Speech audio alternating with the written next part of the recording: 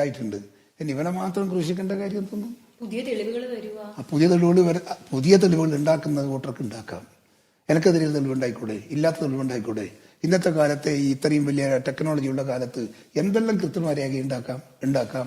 അതൊക്കെ വിശ്വസിച്ചിട്ട് നമ്മളൊരു രാഷ്ട്രീയ പ്രവർത്തകനെ തളർത്തുന്നതിൽ എനിക്ക് വിയോജിപ്പുണ്ട്. അവൻ പാർട്ടിയിൽ കൊണ്ട് നിലനിർത്തണമെന്നാണ് എൻ്റെ ആഗ്രഹം. ആ വന്നിരിക്കുന്ന സംഭവത്തിൽ നമുക്ക് വല്ല അഭിപ്രായ വ്യത്യാസമുണ്ട്. പക്ഷെ ആ അഭിപ്രായ വ്യത്യാസത്തിന് ഒരാളെ ക്രൂശിക്കുന്നതും ഒന്നുമില്ലാണ്ടാക്കുന്നതും ശരിയല്ലല്ലോ. അത് തിരുത്തിക്കുക. ഒരു തെറ്റ് വന്നാൽ, തെറ്റ് സംഭവിച്ചാൽ തെറ്റ് തിരുത്തിക്കുക, എന്നിട്ട് അവരൊക്കെ രംഗത്തിറക്കുക, കൂടെ കൊണ്ടുപോകുക. അങ്ങനെയല്ലേ എൻ്റെ ശീലം? സൊസൈറ്റി അല്ലേ ഇത്? തെറ്റ് വരാത്ത ആളുണ്ടോ രാജ്യത്ത്? കേസ് വരട്ടെ, കേസ് വന്നാൽ നമുക്ക് ആലോചിക്കാം, കുറച്ച് മാറി നിൽക്കുക എന്ന് പറയാം. പക്ഷെ മാറി നിൽക്കുന്നത് കൊണ്ട് രാഷ്ട്രീയത്തിൽ നിന്ന് മാറണമെന്ന് ഞാൻ ഒരിക്കലും പറയില്ല. രാഹുലിനൊപ്പം ഞാൻ പങ്കിടും. ഞാൻ പ്രസംഗിക്കാൻ വിളിക്കുന്ന കമ്മിറ്റി വിളിച്ചാൽ ഞാൻ എവിടെയും പ്രസംഗിക്കാൻ ഞാൻ പോകും. ആരാ മറ്റു പ്രസംഗിക്കുന്നതെന്ന് ഞാൻ നോക്കാറില്ല. ഒരു വിഷയം ഉണ്ടായാൽ ആ വിഷയത്തോടുള്ള കാഴ്ചപ്പാട്